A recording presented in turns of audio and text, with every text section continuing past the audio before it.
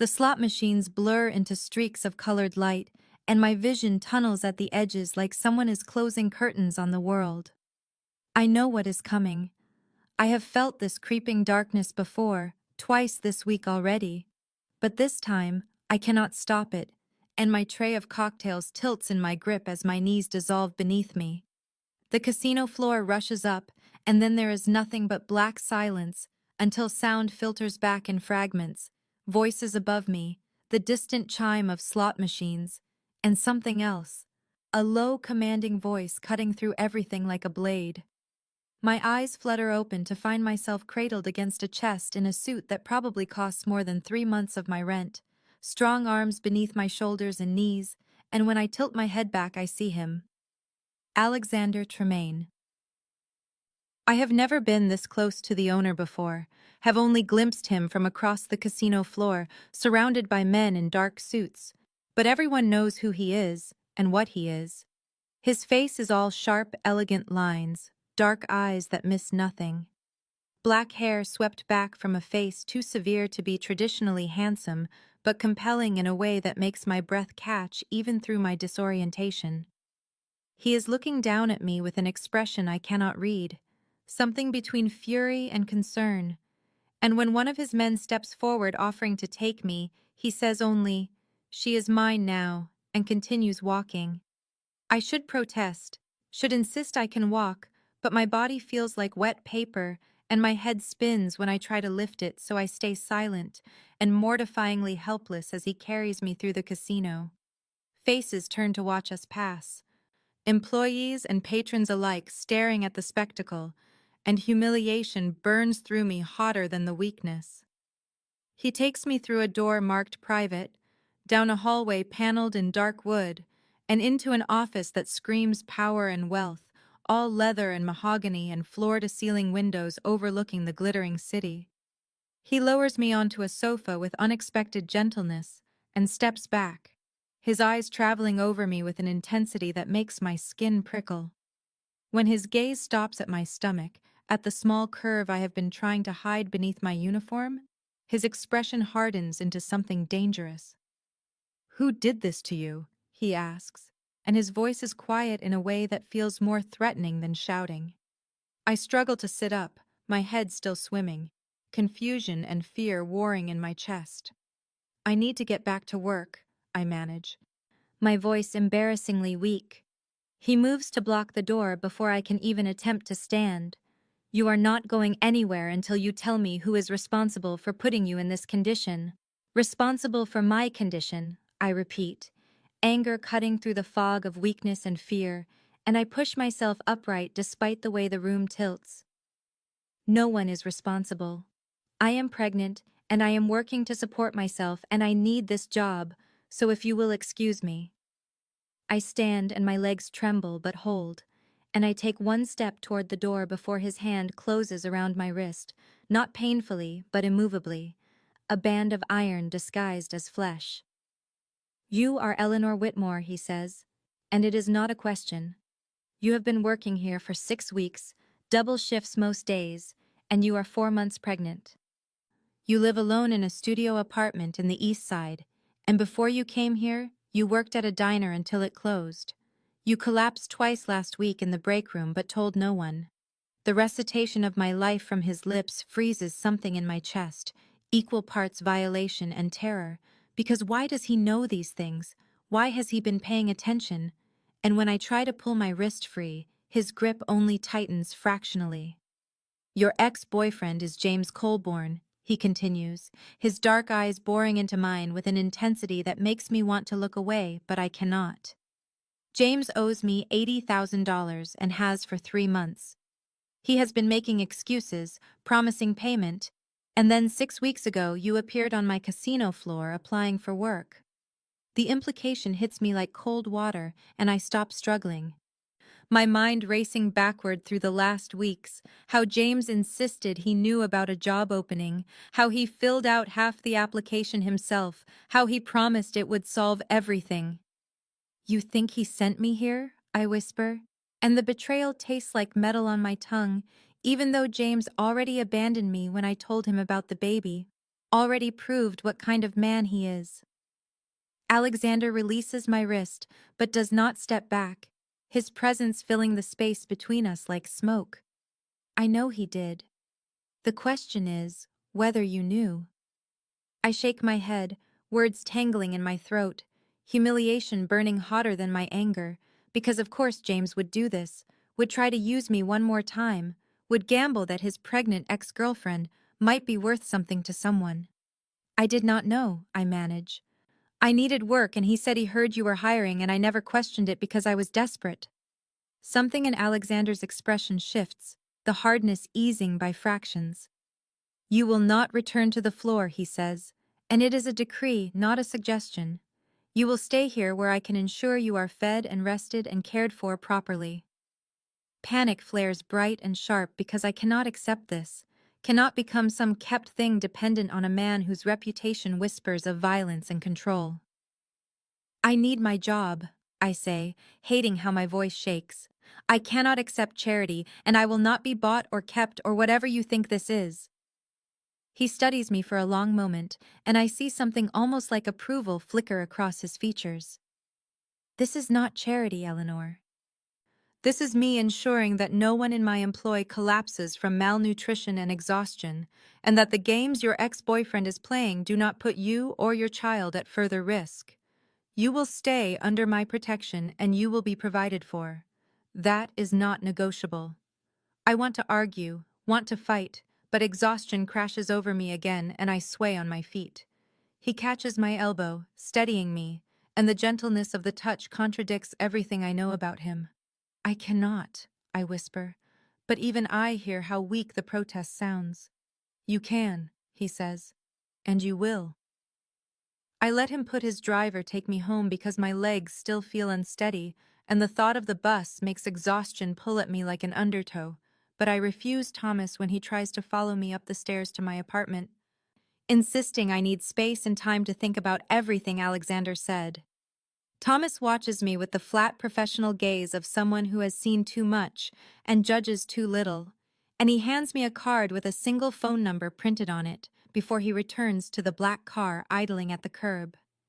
Call if you need anything, he says, and the inflection suggests this is an order from Alexander rather than a courtesy. My apartment building smells like old cooking oil and mildew, 4 floors of peeling paint and worn carpet, and I have never felt the shabbiness more acutely than I do now, after sitting in Alexander's office with its leather and mahogany and view of the city spread out like a kingdom. I unlock my door and know immediately that something is wrong. The air feels disturbed, violated, and when I push the door fully open, my stomach drops like a stone into dark water. Everything has been destroyed. My second-hand furniture is overturned and slashed, stuffing spilling from the sofa cushions like entrails, dishes smashed across the kitchen floor, clothes torn from the tiny closet and scattered like debris after a storm. I stand frozen in the doorway, my breath coming in short, shallow gasps, and then I see the note taped to the bathroom mirror, black marker on white paper in letters that look angry and jagged. Your boyfriend's debts are your problem now. Pay up or pay different. The words blur as tears fill my eyes, fear and fury and helplessness all tangling together until I cannot separate one from the other. I have nothing, no money hidden away, no family to call, no resources beyond the tips I have been hoarding in a jar that now lies shattered on the floor with bills scattered among the glass. I sink onto the edge of my ruined bed, and my hands shake as I pull out my phone, finding the number Alexander programmed into it before he let me leave his office, and I stare at it for a long moment while pride and terror wage war in my chest. I have no choice, nowhere else to go, no one else who can help. I press call, and he answers on the first ring, as though he has been waiting, and when I try to speak, my voice cracks and breaks. My apartment, I manage. Someone came. I cannot stay here. I will be there in 10 minutes, he says, and the cold fury in his voice should frighten me, but instead I feel something loosen in my chest because someone is coming, someone who can do something about this, someone who will not let me face this alone. Do not touch anything, he continues. And Eleanor, if anyone comes to that door before I arrive, you do not open it. Do you understand? I understand, I whisper, and I sit among the ruins of my small, sad life and wait for Alexander Tremaine to arrive like a storm made flesh. And when I hear footsteps in the hallway, 8 minutes later, my heart hammers against my ribs until I hear his voice low and commanding, telling Thomas to secure the building. The door opens and Alexander fills the frame, dark suit and darker eyes sweeping over the destruction with an expression that makes my blood run cold. And then his gaze finds me, and something shifts, the rage banking into something more controlled but no less dangerous. He crosses to me in 3 strides and crouches in front of me, his hands framing my face with unexpected gentleness. Are you hurt? He asks, and I shake my head because physically I am fine, but inside I am breaking apart. He helps me stand, and I sway into him without meaning to, and his arm comes around me solid and steady. You cannot stay here, he says, and this time I do not argue because he is right, and I am too tired and too frightened to keep pretending I can handle this alone. I know, I whisper against his shoulder. Thomas appears in the doorway, and Alexander gives him instructions I only half hear, something about surveillance and finding who did this, and making sure they understand what happens when they touch what belongs to him, and I should object to being classified as his, but the words will not come. Alexander guides me out of the apartment and down to the car, and I leave behind everything I own without looking back because none of it matters anymore. Not the destroyed furniture or scattered clothes or the illusion of independence I have been clinging to like a lifeline. He takes me to a building in the part of the city where doormen wear uniforms and lobby floors gleam like mirrors, and the elevator requires a key card to access the top floor. The penthouse spreads before us when the doors open, all glass and space and luxury so far removed from my reality that I feel like I have stepped into someone else's life, and the absurdity of it breaks something loose, and I laugh, a jagged, hysterical sound that turns into a sob before I can stop it. Alexander settles me onto the sofa with a gentleness that contrasts so sharply with the barely leashed violence I saw in him when he surveyed my destroyed apartment that I cannot reconcile the two versions of the same man, and then he disappears into what I assume is the kitchen, leaving me alone in this cavernous space of glass and steel and luxury that feels like a museum where I do not belong. I am too wired to sit still despite the exhaustion dragging at my limbs, so I stand and explore, my footsteps silent on floors that gleam like still water, taking in the floor-to-ceiling windows that showcase the city spread out below like scattered diamonds, the furniture that looks expensive enough to cost more than a year of my rent, the art on the walls that might be original, though I have no way of knowing. I find the bedroom and stop in the doorway, my breath catching because this is not a guest room hastily prepared. This is a space that has been waiting.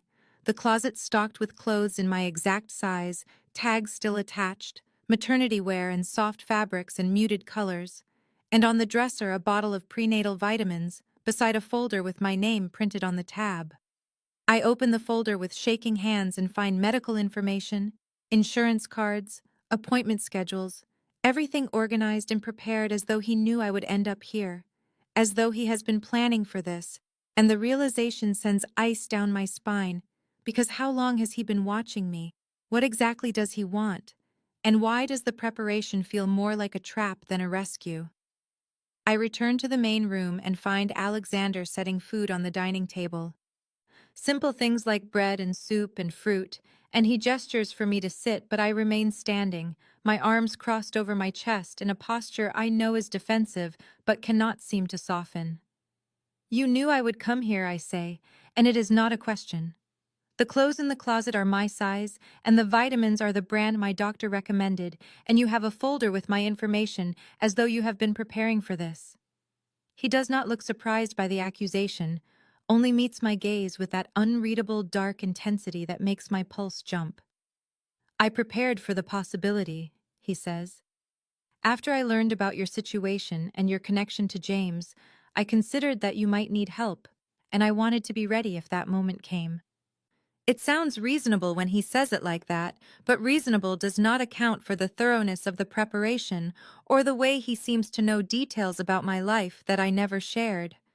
You have been watching me, I say, and anger sparks hot and bright beneath the fear, because I have so little privacy and autonomy left, and the idea that even before tonight I was being observed and catalogued makes me feel violated in a new way.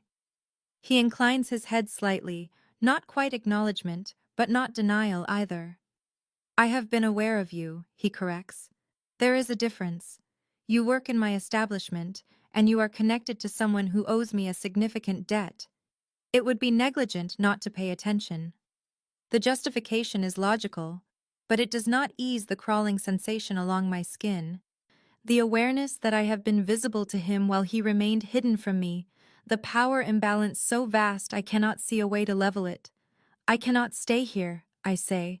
But even as the words leave my mouth, I know they are empty, because where else can I go? My apartment is destroyed, and I have no money for a hotel and no friends close enough to impose on for more than a night. You can, and you will, Alexander says, and he pulls out a chair in silent command. Eat, Eleanor. You have not had a proper meal in days, and you need your strength. Everything in me wants to refuse, to cling to the last shreds of defiance and independence, but my stomach cramps with hunger, and the baby needs food even if my pride does not, so I sit and I eat while he watches with focus that makes me hyper-aware of every movement, every bite, every breath. Alexander arrives the next morning with coffee and pastries in white boxes tied with string, and the domesticity of the gesture feels surreal against the backdrop of everything else. But I accept the offering because the alternative is another argument I do not have the energy for, and because the smell of fresh bread makes my stomach clench with want. He does not stay long that first day, just ensures I eat, and asks if I need anything, before disappearing back into whatever world of violence and power he inhabits when he is not here playing caretaker. And I tell myself I am relieved by his absence, even as the penthouse feels emptier the moment the elevator doors close behind him. The pattern establishes itself over the following days without discussion or negotiation. Alexander appearing in the mornings with food, sometimes staying for an hour, and sometimes longer, his presence filling the space in ways that have nothing to do with his physical size and everything to do with the intensity he carries like a second skin. I watch him when he does not realize I am looking, noting the way he moves through the world with absolute certainty. The way his phone buzzes constantly with messages he reads with brief frowns before responding in terse, efficient sentences. The way his voice changes when he takes calls that are clearly business, dropping into something cold and final that makes me remember exactly what he is. He never tries to hide that part of himself, but he also never brings it fully into this space, as though the penthouse exists in some separate reality where the rules are different and violence stays outside the walls. I catch fragments of his world through careful observation, the scar along his left forearm that he notices me noticing but does not explain, the way Thomas defers to him with a respect that borders on fear, the occasional comment about territories and shipments and associates that paint a picture I am not sure I want to see clearly. He asks about the baby constantly, monitoring what I eat and whether I am sleeping, and if I have any pain or discomfort, with a focus that should feel intrusive, but instead makes me feel seen in a way I have not been in so long, I almost forgot what it was like. The days blur into a routine that feels almost normal if I do not think too hard about the circumstances, and I find myself relaxing incrementally, my guard lowering in degrees so small I do not notice, until I realize I am laughing at something he said, and the sound does not feel forced or strange. One evening he arrives later than usual and finds me on the sofa surrounded by printouts of baby furniture and necessities, prices circled in red pen, my calculator showing numbers that do not add up no matter how many times I try, and the tears come before I can stop them because I cannot afford any of this, and I have no idea how I am going to provide for this child, and the helplessness is a weight pressing down until I cannot breathe. Alexander crosses the room and takes the papers from my hands without a word, his eyes scanning the lists with an expression I cannot read.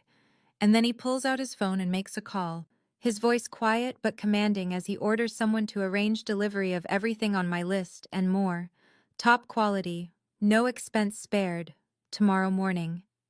I should protest, but the words stick in my throat, and when he ends the call and looks at me, I feel stripped bare, all my pride and independence revealed as the fragile constructs they have become. "You are trying to buy me," I say, and it comes out accusatory and desperate. "You think if you give me enough things I will stop questioning what you want from me." He sits beside me, close enough that I can feel the heat of him, and his gaze holds mine with an intensity that makes my pulse stutter. "I find your courage compelling," he says. "In my world, everyone either fears me or wants something from me. You do neither. You push back and challenge me and refuse to be cowed. And I have not met anyone like that in longer than I can remember."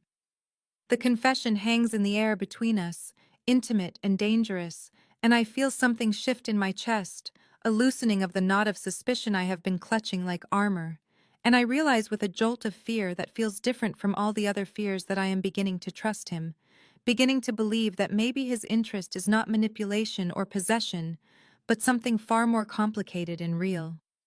Rebecca arrives at the penthouse in the late afternoon, her eyes widening as she takes in the marble floors and sweeping city views, and I see myself through her perspective for a moment. How improbable and dangerous this entire situation must look from the outside. A pregnant waitress installed in luxury by a man whose name makes people lower their voices and look over their shoulders. She hugs me carefully as though I might shatter, and when we settle on the sofa with tea, I insisted on making myself. Despite the stocked kitchen and implicit permission to use everything, her worry manifests as bluntness that cuts straight through pleasantries. "Eleanor, what are you doing here?" she says, and the question encompasses so much more than geography or circumstance, carrying the weight of judgment and genuine fear for my safety. I try to explain about the break-in and the threats and having nowhere else to go, but even to my own ears, it sounds like justification for something I know is reckless, like I am trying to convince myself as much as her. Rebecca leans forward, her hands gripping mine with urgent pressure, her voice dropping low as though the walls might be listening. "Alexander Tremaine is not just some wealthy benefactor," she says. "The things people say about him, the rumors about what happens to people who cross him or owe him money. Eleanor, you cannot possibly think this is safe." I want to argue, but the words tangle in my throat because how can I explain that I do feel safe here, safer than I have felt in months, even knowing what he is and what he is capable of doing. She tells me stories she has heard from other staff at the casino, whispers about violence and disappearances and territorial wars, about bodies found in the river and businesses that burn when they refuse his protection, and each word lands like a stone in my stomach, because I have been allowing myself to forget these truths in the face of his gentleness with me. "You are not special to him," Rebecca says, "and the cruelty is kindness, the hard truth delivered by someone who loves me enough to risk my anger.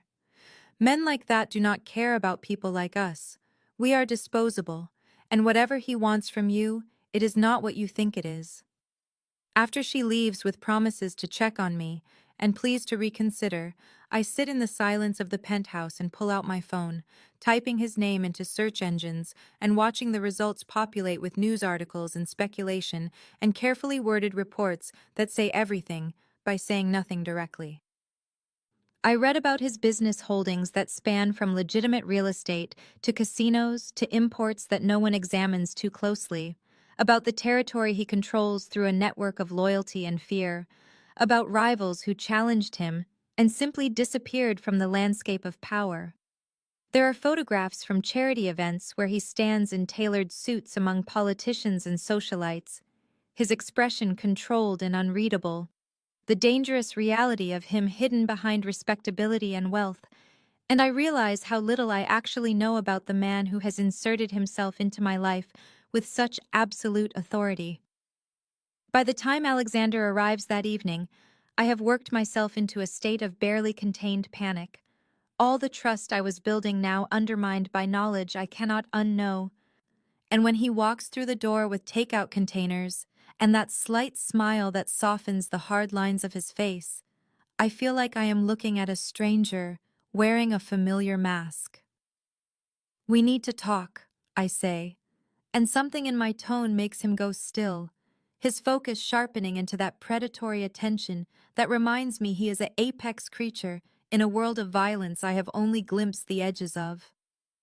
The call comes through security in the late morning, Thomas contacting Alexander to inform him that James Colborne is in the lobby demanding to see Eleanor, and I watch Alexander's expression shift into something cold and calculating as he listens, his eyes finding mine across the penthouse living room, where I have been pretending to read the same page of a book for 20 minutes.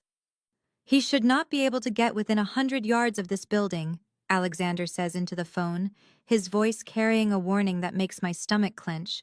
But then his gaze sharpens on me, and something in my face must tell him I need to do this, because he says to send James up with an escort, and the decision feels both terrifying and necessary in ways I cannot fully articulate.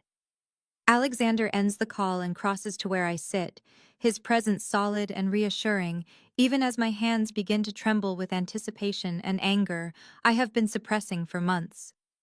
"You do not have to see him," he says, and the gentleness in his voice is at odds with the lethal readiness in his posture. "I want to," I say, surprised by the steadiness in my own voice. "I need him to know that I see exactly what he is now." Alexander nods once and positions himself near the window with a clear line to the door, and I realize he is placing himself between me and any potential threat, his body language shifting into something predatory and controlled that reminds me what he is capable of when something he protects is endangered. When the elevator doors open and James steps out flanked by two of Alexander's security personnel, I barely recognize the man I once thought I loved, his face haggard and his clothes rumpled, desperation clinging to him like a second skin that makes him seem smaller and more pathetic than I remember. "Eleanor," he says, and my name in his mouth feels like a violation, his eyes darting between me and Alexander with calculation that turns my stomach. "I came to apologize, to make things right. We can be a family, you and me and the baby."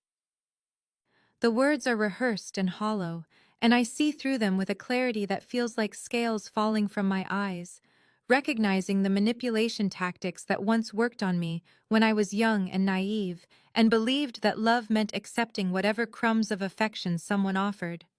"You do not want me," I say, rising from the sofa with my hand instinctively moving to my belly, where the baby shifts and turns, a reminder of what is at stake. "You want him to forgive your debts." James's expression flickers with something ugly before he rearranges his features into false sincerity. "I got you the job at the casino," he says, and the admission lands like a physical blow, even though part of me already knew. "I thought if Tremaine noticed you, he might go easy on me. Maybe even clear what I owe if he took an interest. You were always so pretty, and I figured a man like him would appreciate that." The casual cruelty of it steals my breath. The revelation that my suffering and desperation were orchestrated, that he sent me pregnant and struggling into a dangerous man's territory as a bargaining chip for his own salvation, and I feel something break inside me that I did not know was still whole, the last fragile thread of connection to who I was before all of this. Alexander moves then, his voice cutting through the room with lethal precision. "Thomas, remove him, and I will deal with his accounts personally," and the promise in those words makes James go pale, because even he understands that Alexander's personal attention is not something anyone wants.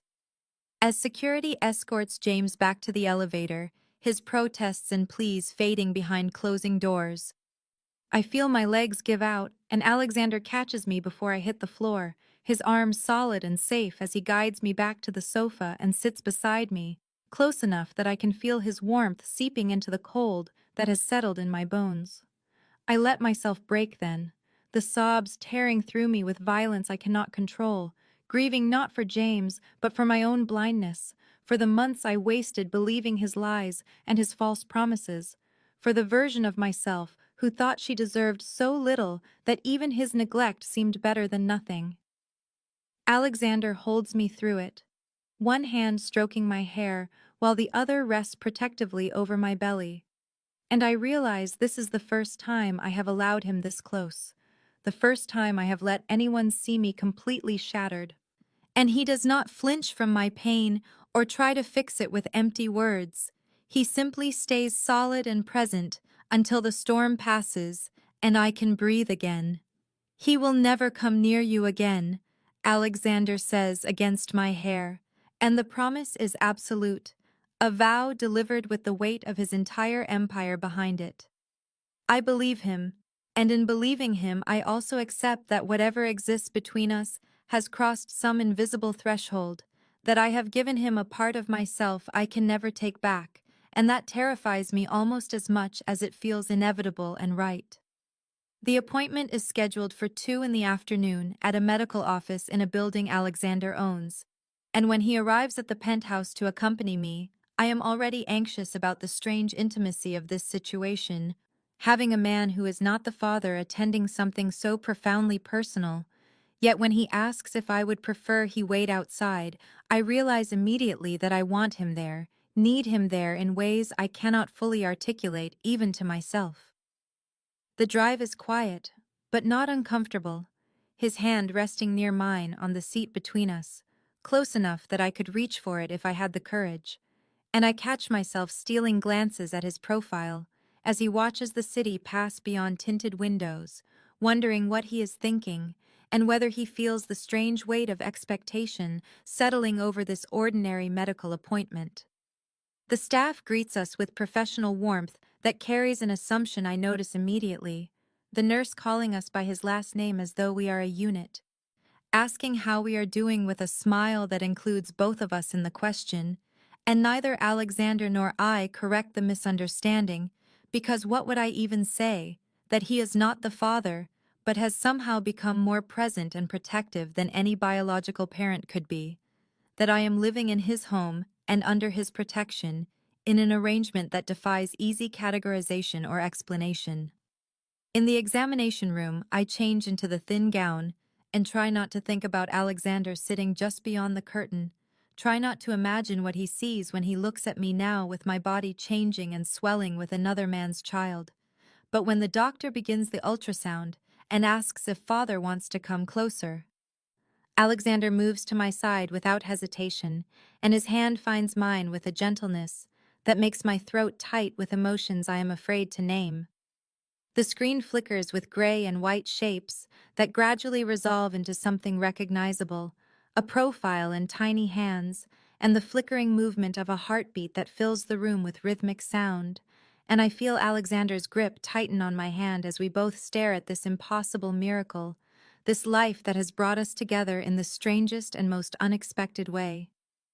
The baby is healthy and developing perfectly, the doctor says, and I see something shift in Alexander's expression as he watches the screen.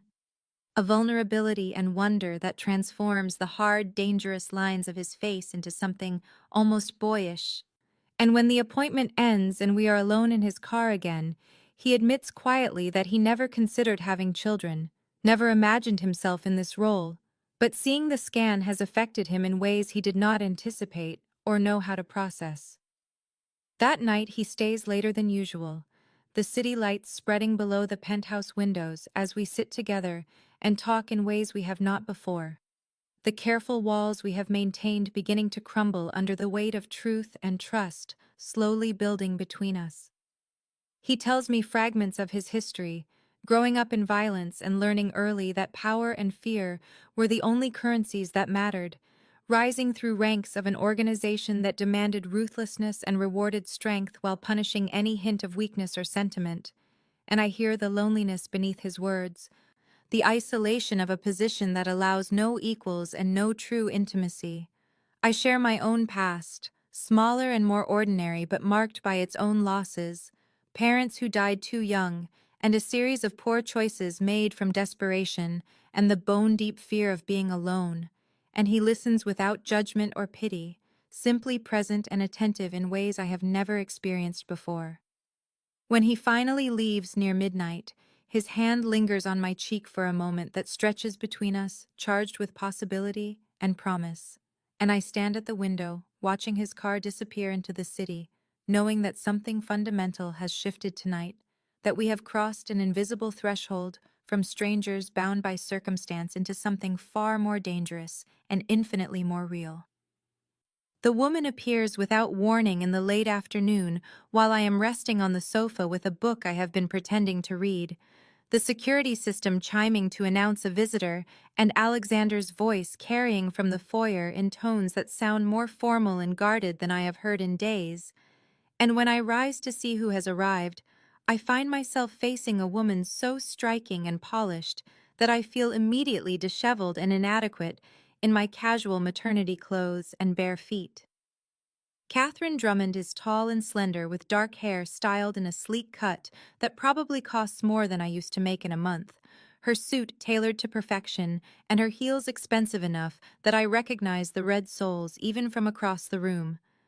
And the way she looks at Alexander carries a possessive familiarity that makes something twist uncomfortably in my chest, even though I have no right to feel anything about who he knows or what his past relationships might have been. Alexander, she says, her voice smooth and cultured with an edge that sounds like silk wrapped around steel. We need to discuss the Vancouver situation, and I thought it better to handle this in person rather than through intermediaries. Her eyes slide to me with an assessment that feels clinical and dismissive simultaneously, taking in my pregnancy and my obvious lack of sophistication with a single sweeping glance that makes me want to disappear, even as something stubborn in me refuses to retreat from my own space. "This is Eleanor," Alexander says, and something in his tone shifts into protective territory that I have heard before when he deals with threats or challenges to things he considers his. "Eleanor, this is Catherine Drummond, a business associate." The introduction is minimal and deliberately uninformative, but Catherine's smile sharpens with understanding that clearly goes deeper than his words suggest. And I realize with uncomfortable certainty that this woman knows Alexander in ways I do not, that there is history here he has not shared, and that my presence is an intrusion into something that existed long before I fainted on his casino floor. They retreat to the study, and I return to the sofa, but cannot focus on anything except the low murmur of voices behind the closed door and the way Catherine touched Alexander's arm as they walked past me. Casual and familiar in ways that spark jealousy I have absolutely no right to feel, because what am I to him really, except a responsibility he has chosen to accept? A pregnant woman he is protecting out of some code I do not fully understand. Or perhaps simple attraction that will fade once the novelty wears off. And he remembers that his world contains women like Catherine, who match his sophistication and power, rather than women like me, who bring nothing but complications and dependence. When Catherine finally leaves an hour later, she pauses by the door and her eyes find mine with calculation that sends ice down my spine. A look that says she sees exactly what is developing here, and considers it either amusing or threatening. I cannot determine which. "Take care of yourself, Eleanor," she says with false warmth that does not reach her eyes. Pregnancy can be such a vulnerable time. Alexander closes the door behind her with more force than necessary, and I watch him stand there for a moment with tension radiating from his shoulders before he turns and finds me watching him. "She means nothing," he says before I can ask. "An old involvement that ended years ago, strictly business now." I nod because what else can I do? But the jealousy churning through me is undeniable and terrifying, because it means my feelings have developed far beyond simple gratitude or even the attraction I have been trying to deny, and the realization that I am falling in love with Alexander Tremaine crashes over me with the force of a wave that could drown me if I let it.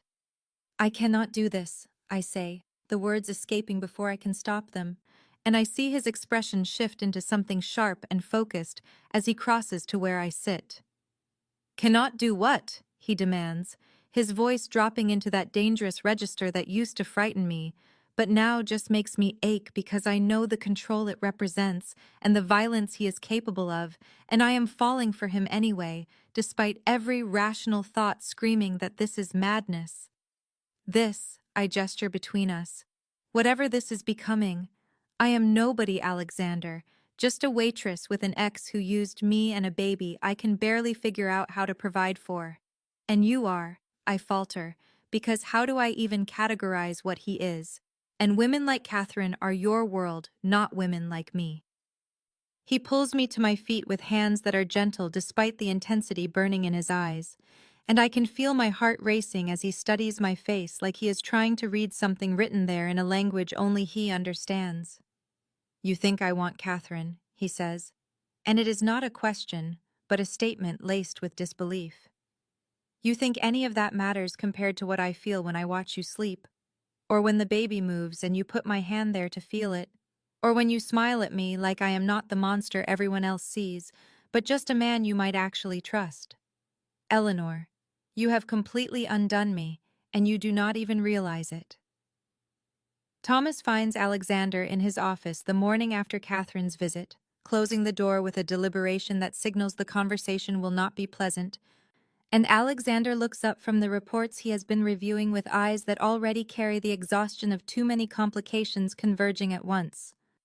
We have a problem, Thomas says without preamble, his tone flat in the way it gets when delivering information he knows will provoke dangerous reactions. Catherine has been talking to the Kovacs organization and the Seattle contingent, spreading word about your situation with Eleanor, and there are people who see this as weakness.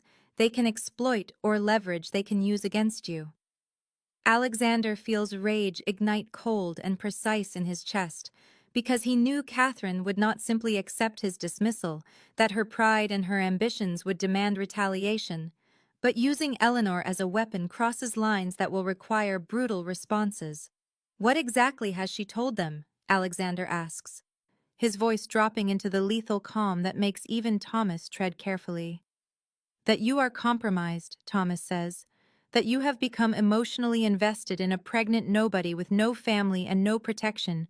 That anyone who takes her can negotiate terms you would never normally accept, because you have made her a visible vulnerability instead of keeping her hidden and secure. The assessment is accurate enough to sting, because Alexander knows he has been careless, allowing his feelings to override strategic thinking, bringing Eleanor into his world in ways that expose her to exactly this kind of targeting. And the guilt mixes with fury until he can barely think through the murderous impulses demanding immediate violent action. Increase security on the penthouse immediately, Alexander orders. Full rotation of our best people. No one gets close without going through multiple checkpoints, and I want surveillance on Catherine and everyone she has contacted in the last 72 hours. Thomas nods but hesitates before adding, you should consider moving Eleanor somewhere completely off-grid until we neutralize the threat. A location no one knows about, where she would be safer than any protected penthouse in the city. Alexander knows Thomas is right from a tactical standpoint, but the thought of sending Eleanor away, of not being able to see her or ensure personally that she is safe, feels impossible in ways that confirm everything Catherine is using against him. No, he says, she stays where I can reach her, but I am not leaving her alone anymore until this is handled.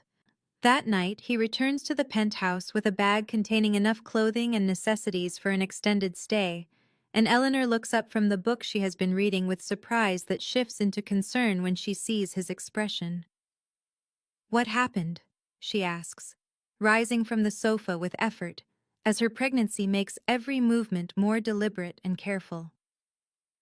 Alexander explains the situation with brutal honesty, because she deserves to know the danger she is in and the complications his protection has created, watching her process the information with a composure that simultaneously impresses and worries him.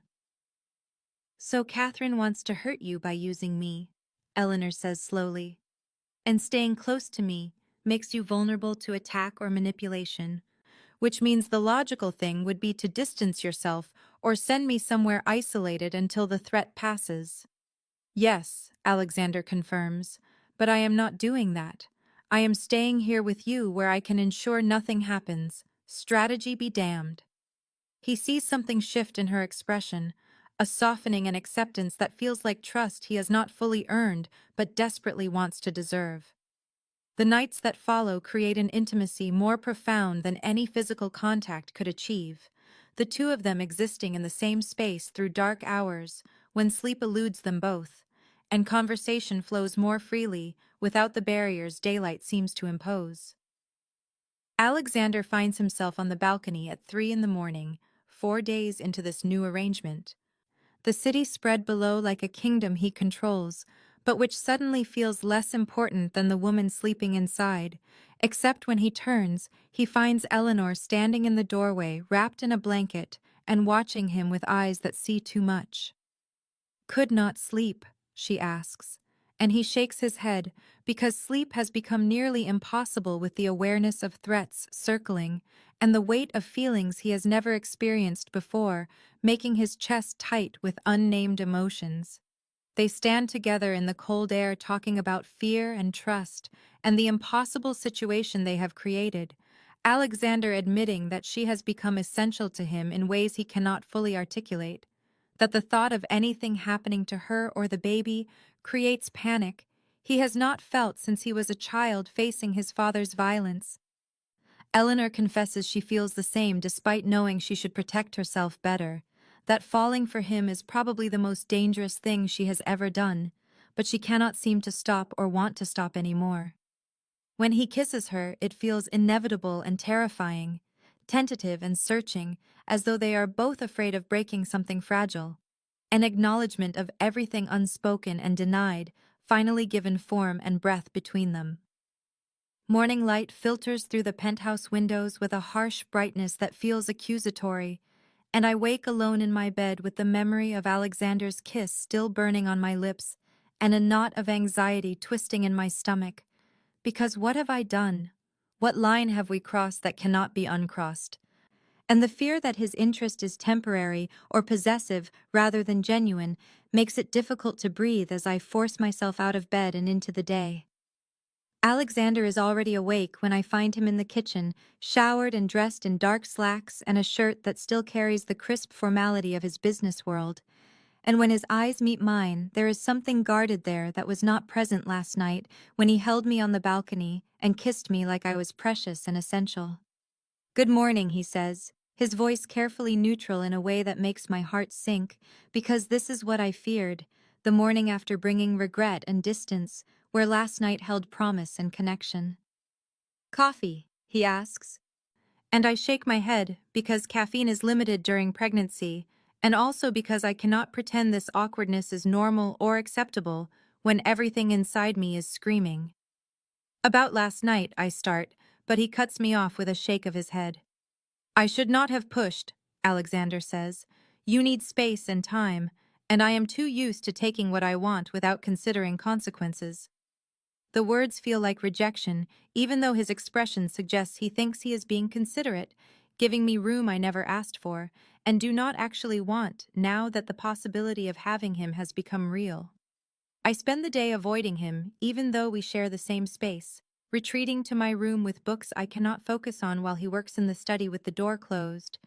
The distance between us somehow worse than the tension that preceded our kiss, because at least tension held possibility where this polite separation holds only loss. Thomas arrives in the late afternoon, and I hear low, urgent conversation that carries a tone of crisis, and when Alexander emerges, his face is set in lines of controlled fury that I have learned means violence is imminent somewhere in his world. "I have to handle a situation," he tells me, standing in my doorway with hands shoved in his pockets like he does not trust himself to reach for me. "It will take a day or two, and I am leaving additional security, but you will be safe here." The thought of him leaving creates panic disproportionate to the time frame, and I realize with uncomfortable clarity how much I have come to depend on his presence, not just for safety, but for the feeling of being seen and valued in ways I never experienced before. "Be careful," I say, inadequate words for the fear churning through me. Alexander holds my gaze for a long moment, like he wants to say something more, but instead just nods and leaves. And the penthouse feels hollow without him in ways that terrify me. Because how did I become so tangled up in a dangerous man in such a short time? He is gone for 2 days, and they stretch endlessly, every hour dragging while I wait for updates that do not come and imagine worst-case scenarios that make my hands shake and my pulse race. When he finally returns at 3 in the morning on the third day, I am still awake, curled on the sofa pretending to watch television. And when I see him standing in the doorway exhausted and with blood on his collar and knuckles, I am across the room before conscious thought intervenes. "What happened?" I demand, reaching for his hands to examine the damage, and he lets me pull him toward the bathroom, where the light is better, and I can properly assess the injuries. "It is handled," Alexander says, his voice rough with exhaustion. But I do not care about whatever business crisis required his absence, only that he is hurt and here, and letting me tend to him with a vulnerability I have never witnessed before. I clean his knuckles with gentle efficiency, the intimacy of caring for him breaking through all the awkwardness and hesitation that has poisoned the last few days. And when I look up, our faces are inches apart, and his eyes hold an intensity that steals my breath. "I have never let anyone do this," he says quietly. "Never let anyone see me like this, damaged and tired and less than controlled. I have never felt as safe as I do with you, I confess, or as terrified because you could destroy me so easily. Alexander and I think I would let you." The prenatal appointment is routine, and I have attended enough of them now that the familiar rhythm of check-in and waiting feels almost comfortable. The clinic bustling with other expectant mothers, and the antiseptic smell mixing with the faint scent of coffee from the lobby cafe, and Alexander had a meeting he could not postpone this morning. So I assured him I would be fine with just Marcus and Derek, the 2 security personnel he assigned to accompany me everywhere now after the threats escalated. I am in the examination room changing back into my clothes after the ultrasound when I hear a commotion in the hallway, raised voices, and a sound like something heavy hitting the floor, and my hands freeze on the buttons of my shirt because that is not normal clinic noise, and every instinct screams danger, even before my exam room door crashes open. James stands there looking wild and desperate, his face thinner than I remember, and his eyes carrying the manic gleam of someone who has nothing left to lose, and behind him I catch a glimpse of Marcus on the floor not moving, while a man I do not recognize holds a gun with casual competence that speaks of professional violence. "You are coming with me," James says, and his hand closes around my wrist with bruising force that makes me gasp because I am 6 months pregnant and clumsy with the weight of the baby and terror flooding my system. I try to pull away, but he drags me into the hallway where 2 more men wait, the clinic staff and patients pressed against walls with faces white with fear. And Derek is also down bleeding from a head wound that makes my stomach lurch. "Please," I say, trying to reach whatever humanity might still exist in the man I once thought I loved. "You do not want to do this, James. Just let me go and we can figure something else out." He laughs and the sound is broken and bitter. "Figure something out," he repeats. "I figured it out, Eleanor. Catherine figured it out. We take you, and Tremaine gives us what we want, or he loses what matters most to him." They move me quickly through a service exit where a van waits with engine running, shoving me inside with efficiency that speaks of planning and inside information because they knew exactly when I would be here and how to bypass Alexander's security. The warehouse they bring me to is cold and empty, vast space filled with shadows and the smell of oil and decay, and James forces me into a metal chair, while one of the men zip ties my wrists together in front of me, because at least they are aware enough of my pregnancy not to bind my hands behind my back. Catherine appears from an office area looking elegant and composed, her beauty sharp and cold as she studies me with an expression mixing contempt and calculation. "You have caused considerable complications," she says conversationally. "Alexander was supposed to be a useful connection and profit source, but instead he has become inconveniently obsessed with you and your situation." I focus on breathing slowly and staying calm because panic will not help me or the baby, and I need to be smart and alert if I'm going to survive whatever comes next. Alexander will come for me, I say with more confidence than I feel, and when he does, none of you will survive what he brings. Catherine smiles, but her eyes stay cold. Oh, we are counting on him coming, dear. That is entirely the point. The warehouse doors explode inward with a violence that shakes the concrete floor beneath my chair, and suddenly the vast empty space is filled with armed men moving with military precision.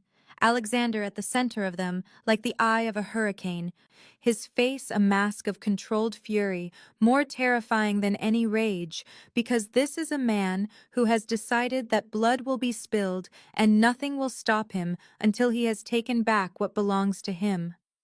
Catherine's composure shatters, and she stumbles backward while her hired men raise weapons, but they are already outmatched and outmaneuvered by an organization that has been perfecting violence for decades. And I watch Thomas move like death itself as he cuts through the warehouse toward Catherine, while Alexander comes straight for me with eyes locked on mine, like I am the only thing in this entire building that matters. James panics when he sees Alexander approaching and drags me up from the chair using my bound body as a shield, his arm around my throat and a gun appearing in his shaking hand. And I feel the baby kick hard against my ribs, as if sensing the dangers surrounding us both. Let her go, Alexander says, and his voice is quiet and cold and absolutely certain. You are already dead, James. The only question is whether you die quickly or slowly, and in more pain than you can possibly imagine. James's arm tightens and the gun presses against my temple, and I can smell his fear sweat and feel his heart racing against my back as he realizes there is no scenario where he survives this. She is mine, James shouts, and his voice cracks with desperation. You let me walk out of here, or I swear I will kill her and the baby. I have nothing left to lose, Tremaine. Alexander moves closer, and now I can see his eyes properly, the relief and fury warring in those dark depths as he takes in every detail of my condition, the zip ties around my wrists, and the way I am breathing carefully to stay calm, and the slight swell of my belly pressed against James's restraining arm. She was never yours, Alexander says, and there is something almost pitying in his tone beneath the rage. You threw her away like she was nothing, and now you think you can use her as a bargaining chip against me, but you fundamentally misunderstood the situation because I will burn this entire city down before I let you take her from me. Everything happens in the space between heartbeats, Alexander's hand moving to his gun, and James's finger tightening on the trigger, and my own body twisting away from the weapon, with protective instinct stronger than fear, and then the shot rings out deafening in the enclosed space. But it is James who falls, taking me down with him as his weight collapses. Alexander is there before I hit the ground, catching me and carefully removing James's dead arm from around my shoulders, his hands shaking as they move over me, checking for injuries with a thoroughness that would be clinical except for the way his breathing has gone ragged. Are you hurt? He demands. Eleanor, look at me. Are you hurt? Did he hurt the baby? And I shake my head because I am fine, terrified and shaking, but physically unharmed. Alexander cuts the zip ties with a knife produced from somewhere, and then pulls me against his chest, one hand cradling the back of my head, and the other pressed protectively over where our baby rests, and I feel him trembling with reaction and residual fury. The hospital confirms what I already know in my bones, that the baby is fine, and I am physically unharmed despite the terror of the last hours. But Alexander will not leave my side, even as the doctors assure him I need rest, his hand wrapped around mine with a grip that speaks of a man who came too close to losing everything and will not risk letting go. Thomas appears in the doorway, and the look that passes between him and Alexander carries entire conversations about violence and retribution, and I understand with sudden cold clarity that what happened in the warehouse was only the beginning of Alexander's response to those who dared take me. Catherine, Thomas says quietly, and Alexander's jaw tightens before he looks down at me with eyes asking a question he does not voice. I know what he is asking. whether I can accept what comes next, whether I can live with the man he truly is when he stops filtering his nature through the gentleness he shows me. Go, I tell him, and I squeeze his hand so he knows I mean it. Do what you need to do. I am safe here, and I understand. He studies my face for a long moment, as if memorizing every detail, before he leans down and kisses my forehead with a tenderness that contrasts sharply with the cold fury in his eyes when he straightens and follows Thomas out. The next 48 hours pass in a strange suspension where I recover in the penthouse under guard, while Alexander dismantles everyone connected to my kidnapping with ruthless efficiency that I hear about in fragments from the security personnel who rotate through and from news reports of gang violence and warehouse fires and bodies found in the river. Rebecca visits, and she is pale and shaken because the whole city knows Alexander Tremaine went to war over a woman, and she holds my hand and asks if I am truly okay with what he is, with what loving him means. I tell her the truth, that I see all of Alexander, the violence and the protection and the unexpected vulnerability, and I choose him anyway, because he chose me when I had nothing and no one, and what we have built between us is worth the darkness that comes with his world. When Alexander finally returns, he looks exhausted, and there is blood on his shirt cuff that he has not bothered to hide, and he stops in the doorway, as if uncertain of his welcome, now that I have seen the full scope of what he is capable of doing. I cross to him without hesitation and take his face in my hands, studying the shadows in his eyes and the tension in his jaw, and I kiss him with all the acceptance and love I feel because he needs to know that I am not afraid of him, even when I should be. He breaks, his control fracturing as he pulls me close with a carefulness that belies his strength. And against my hair, he says that Catherine is dead, and everyone who helped her is dead, and no one will ever threaten me or our baby again. I know, I whisper back, and I am not horrified or disgusted, but rather relieved, because in his world there is no halfway, no partial protection, only absolute security bought with absolute violence. We stand there in the fading afternoon light, and I feel the shift between us, the final wall crumbling as we accept each other completely, without reservation or pretense. Stay with me, Alexander says, and his voice is raw with emotion. Not as someone I am protecting, but as my partner, as the woman I love. Stay with me, Eleanor, and let me build a life with you. The words hang between us heavy with promise and permanence, and I realize he is offering me everything, his heart and his world and his future, trusting me with the vulnerability he shows no one else.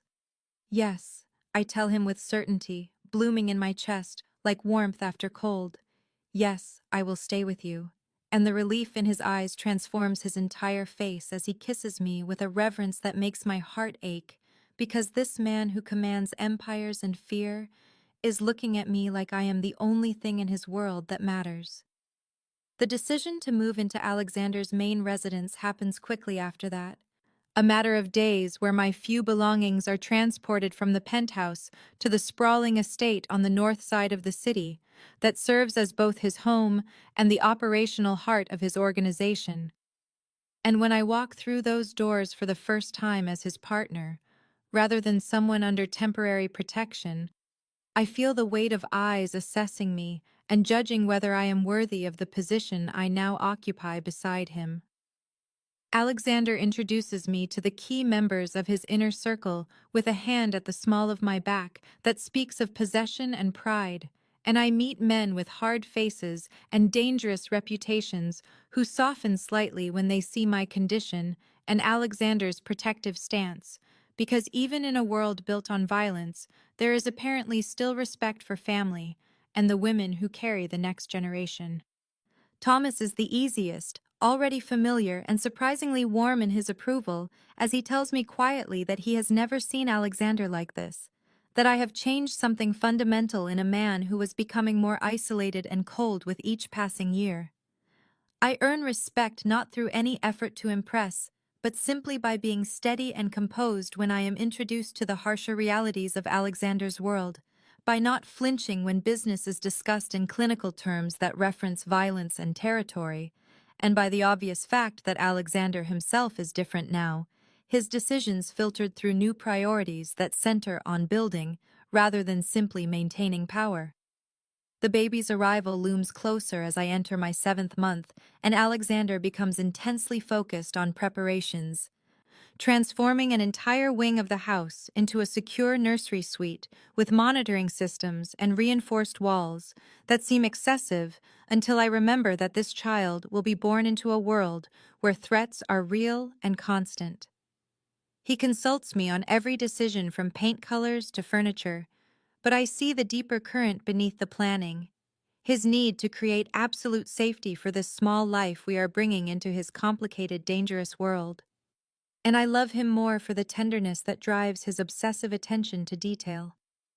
We talk late into the night about marriage, and he produces a ring that takes my breath away, platinum and diamonds that catch light like captured stars, and he asks me properly with words that shake slightly as he admits he never thought he would want this. A wife and family, and all the vulnerability that comes with loving someone more than he loves power.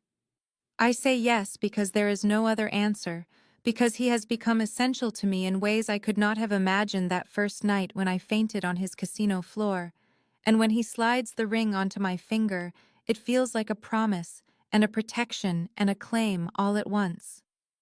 Labor begins on a cold morning in early March, when I am only 37 weeks, and Alexander is in a meeting with his attorneys about the business restructuring. And the first contraction catches me by surprise, as I am standing in the nursery arranging the soft blankets that arrived yesterday, a sharp tightening across my belly that makes me grip the edge of the crib until it passes. I time the next 3 contractions before I call Alexander, my voice steady despite the flutter of nerves in my chest, and I hear him bark orders to someone before his attention focuses entirely on me as he asks how far apart and how intense and promises he will be home in 10 minutes. He arrives in 8, his driver having broken every traffic law to get him here, and when he walks through the door and sees me breathing through another contraction, his face transforms from concern to fierce determination as he takes my bag in one hand and supports me with the other, guiding me to the car with a gentleness that belies the tension in his body. The drive to the hospital passes in a blur of contractions, and Alexander's steady presence beside me, his hand wrapped around mine, and his voice low and calm, as he tells me I am doing perfectly, that everything will be fine. And I see the fear beneath his composure, because for all his power and control, this is something he cannot command or manage, a process that will unfold in its own time, regardless of his will. At the hospital, we are ushered into a private suite that Alexander arranged weeks ago, and the medical team treats him with deference that speaks of generous donations and his reputation. But all his focus is on me as the labor intensifies, and the hours stretch long and painful in ways no amount of preparation fully captured. He never leaves, not even when the nurses suggest he might want to step out. And instead he stays beside me through every contraction and every moment of doubt when I think I cannot do this, his voice in my ear reminding me that I am strong, that I can do anything, that he is here and I am not alone. When our daughter finally arrives after 14 hours of labor, I hear her cry before I see her, and the sound breaks something open in my chest, a rush of love so overwhelming that tears stream down my face as the doctor places her on my chest, this tiny perfect creature with dark hair and furious lungs, who is somehow mine. Alexander is crying too, tears running unchecked down his face as he looks at our daughter with an expression of such raw wonder and love that I fall in love with him all over again. And when he reaches out with shaking hands to touch her tiny fingers, she wraps her hand around his thumb, and I watch this powerful, dangerous man completely undone by the grip of a newborn. He leans down to kiss my forehead, and then our daughter's, and his voice breaks as he promises to protect us both with everything he is, with his last breath if necessary, And I know he means it with an absoluteness that most people will never understand. Grace. Catherine Tremaine, he whispers as he traces her perfect features with infinite gentleness. You are named for the grace your mother brought into my life when I needed it most. I look up at him through my exhaustion and joy, and I understand that fainting on his casino floor months ago was not the catastrophe it seemed in that moment, but rather the beginning of everything I needed, the start of a journey that brought me love and safety.